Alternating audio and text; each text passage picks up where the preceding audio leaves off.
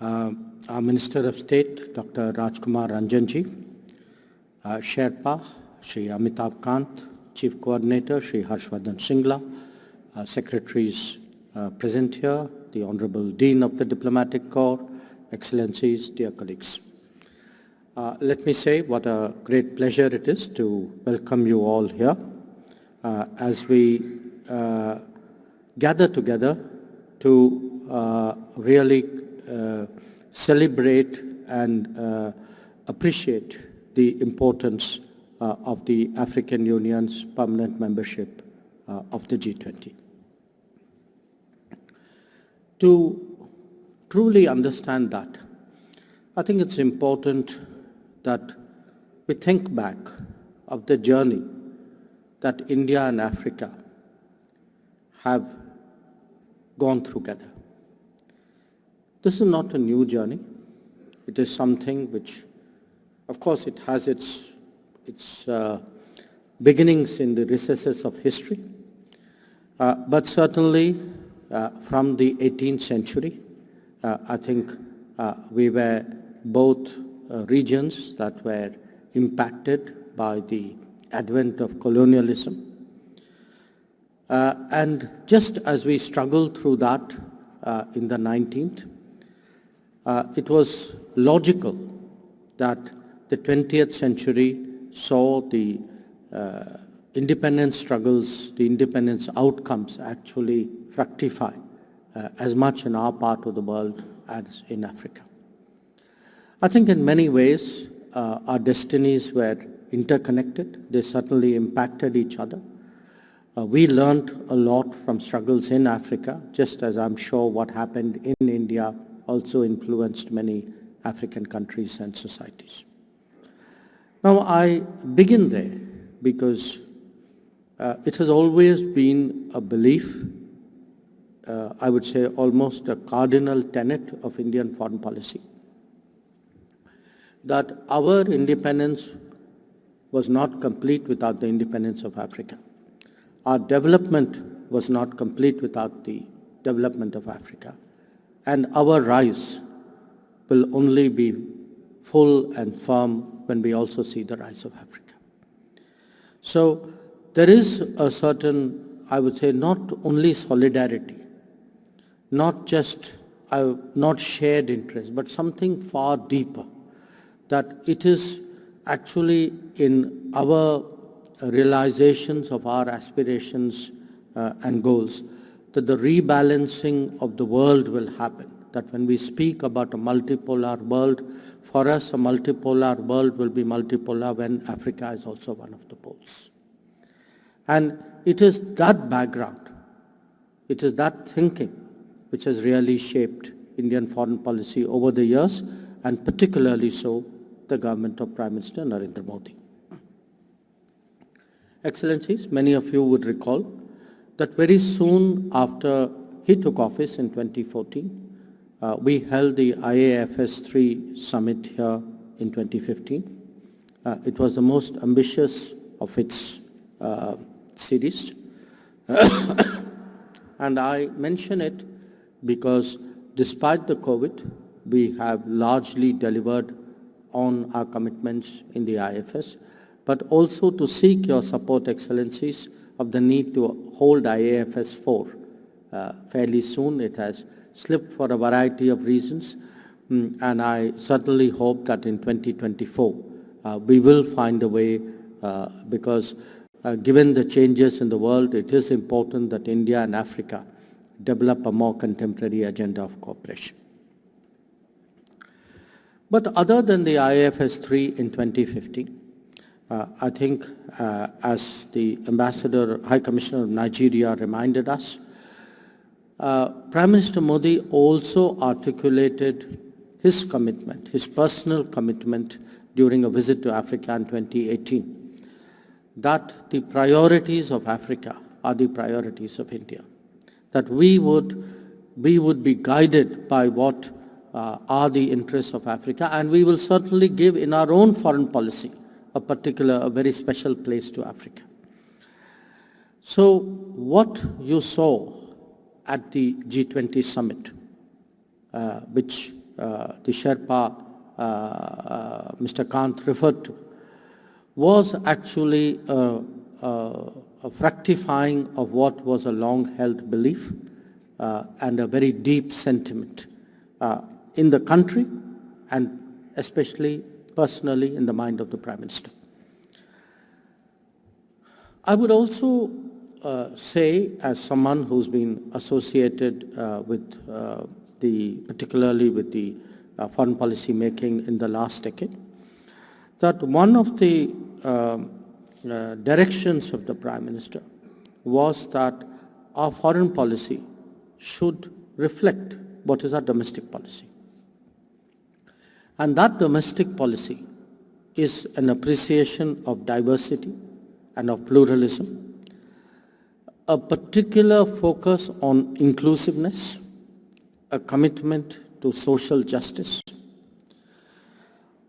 focusing on the vulnerable, and ensuring that no one is left behind. And that is exactly the kind of thinking.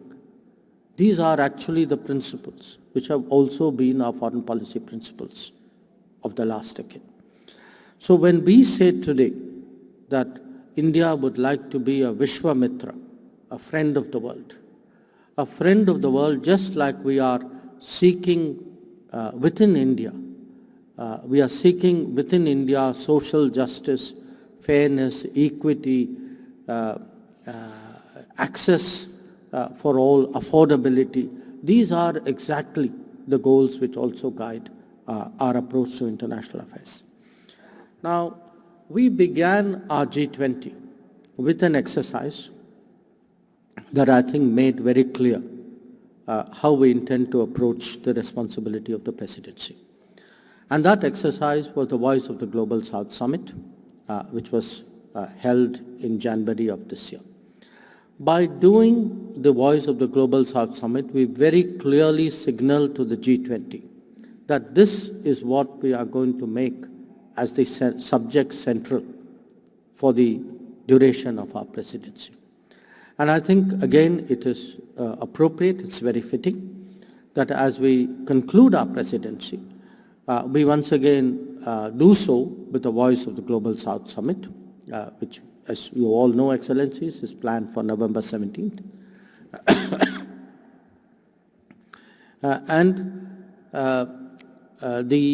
Our expectation is that what has been achieved in the course of this year would really become a lasting agenda of the G20, that the refocus on the real issues of the world, which we tried to promote this year, will be carried forward into the Brazilian and thereafter into the South African presidencies.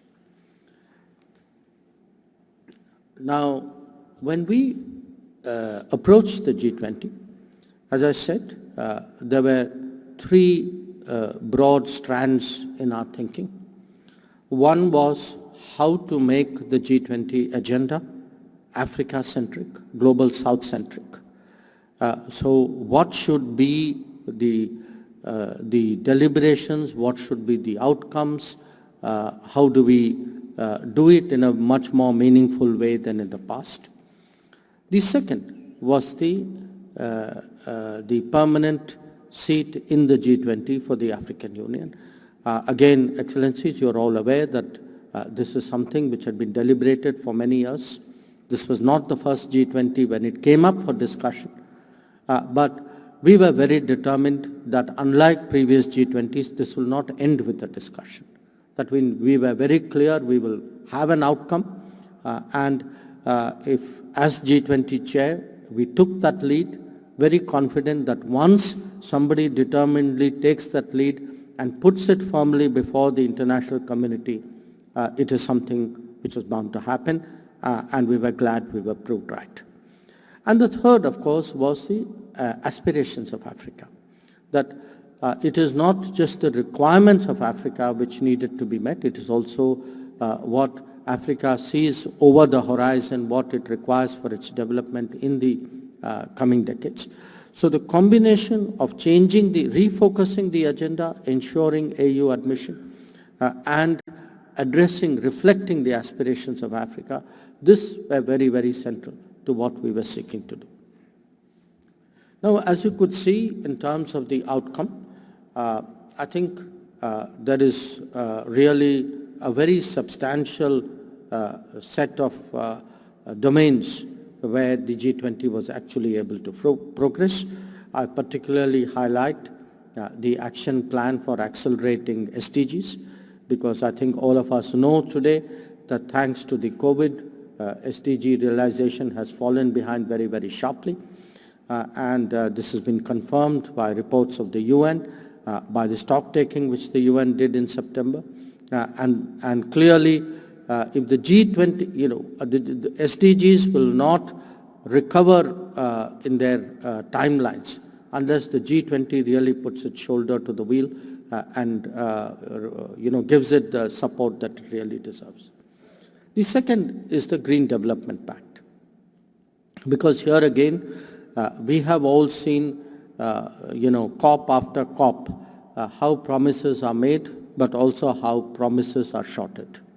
And it is again important that an institution like the G20 fully commit itself to the realization of green development.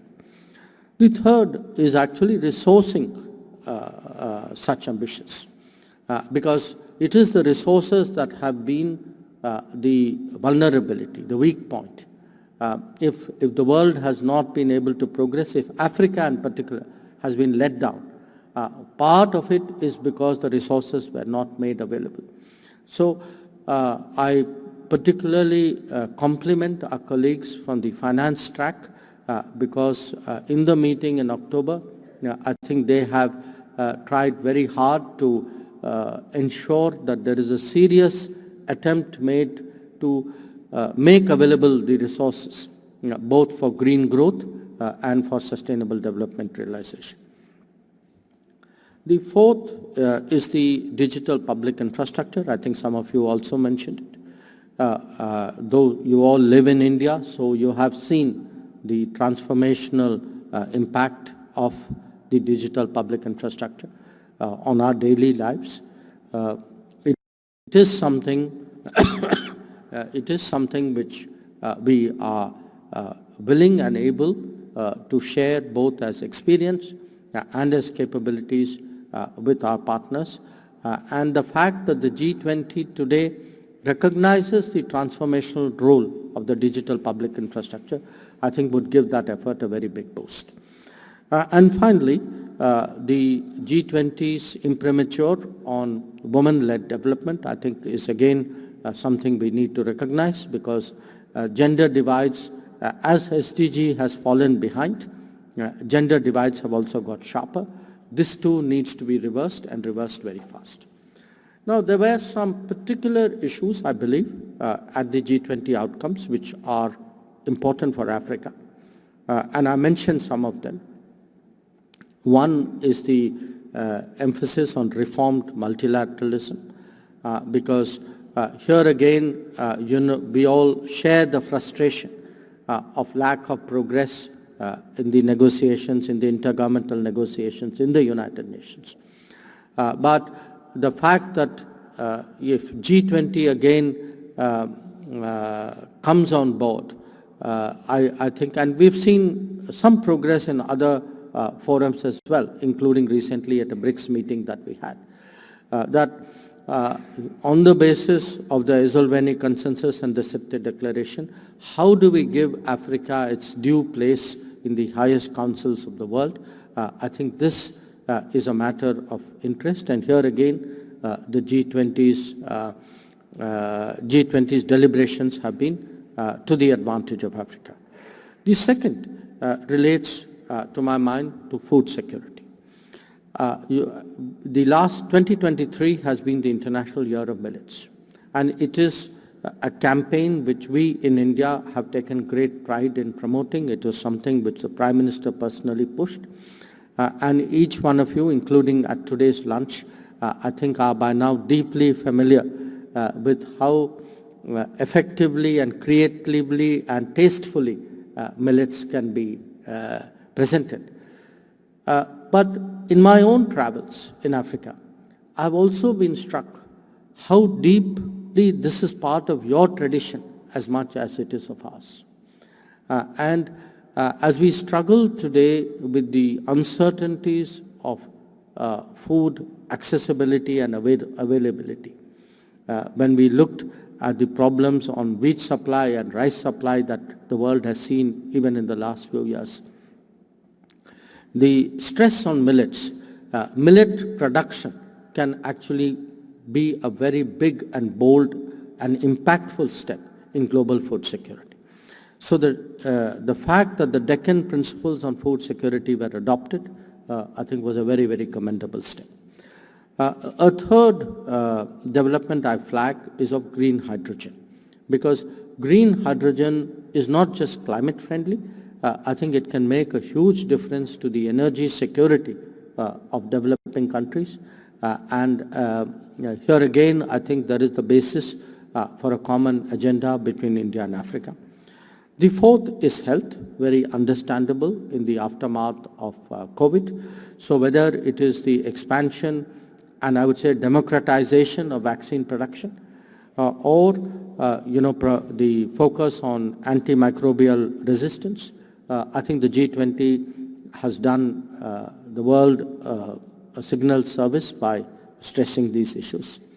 And we, of course, were also very glad that our presidency saw the first summit on traditional medicine. It is something which is very deep a part of our culture and heritage. So I would like to flag to all of you, Excellencies, that it's an area where we should continue to work together, bearing in mind particularly that the WHO Global Center of Excellence happens to be located in India.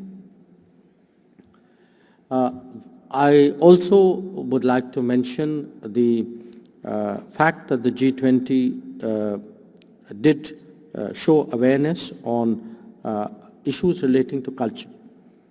Culture in terms of trafficking, illicit trafficking in cultural property, and restitution of the products of such trafficking. I think this too is part of a more fair and I would say just conversation today between the developing world and the developed world.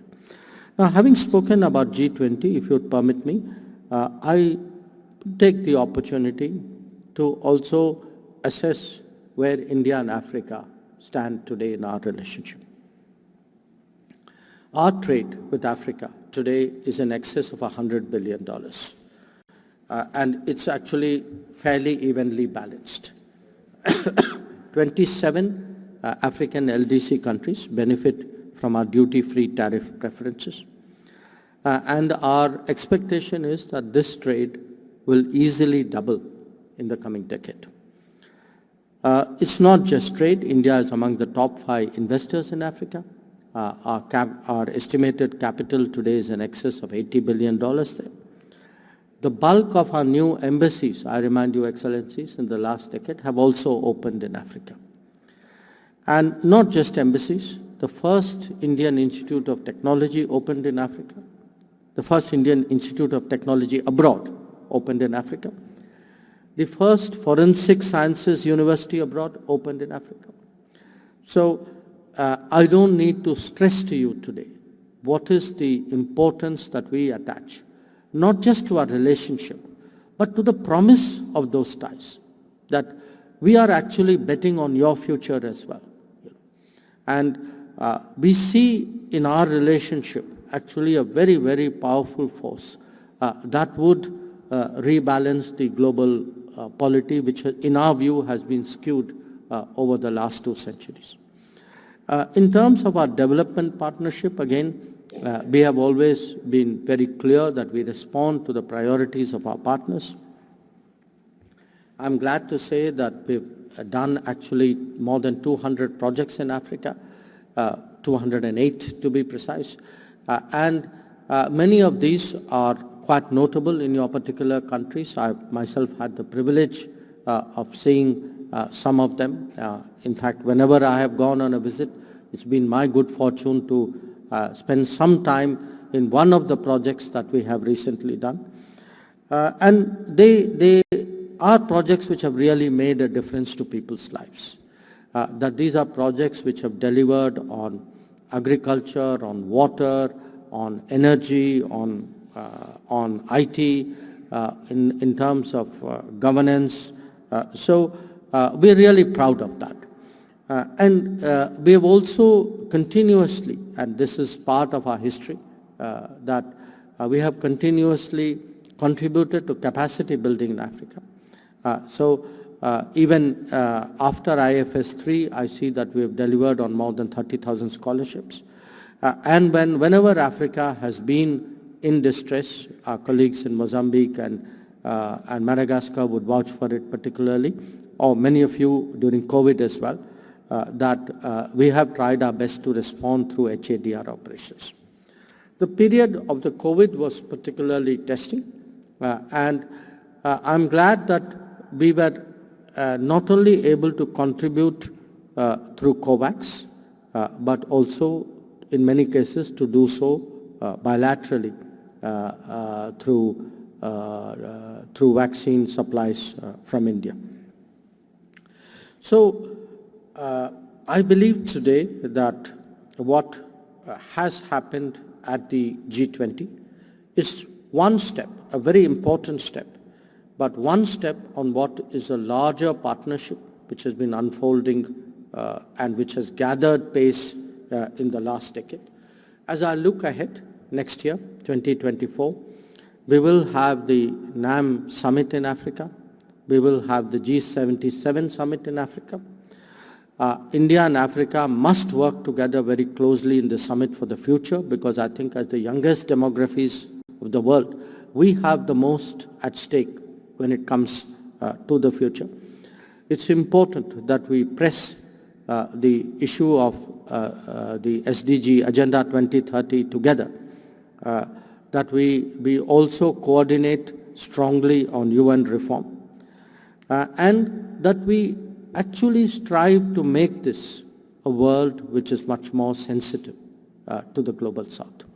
So I thank you once again for joining me this afternoon, and I want to say that, you know, your expectations were a great source of for us of energy and motivation, and we really take pride in the fact that in many ways the Indian G20 presidency would be remembered, as the Sherpa said, will be remembered for the India-Africa contribution that it has made. And finally, as you know, we are approaching the festival of Deepavali. It is the biggest festival of this country. So I, of course, convey my good wishes to all of you. But I do want to share with you that we are inviting all heads of missions to visit Ayodhya on November 11th, on Deepavali Day, for what is called the Deepotsav. And 2 weeks later, on November 27th, we intend to organize a trip to Varanasi for the Dev Deepavali celebrations. So I hope that most of you will be able to join us on that occasion. Once again, let me say what a delight it is to meet you all, and I thank you for all that you do every day in your work to promote our relationship. Thank you.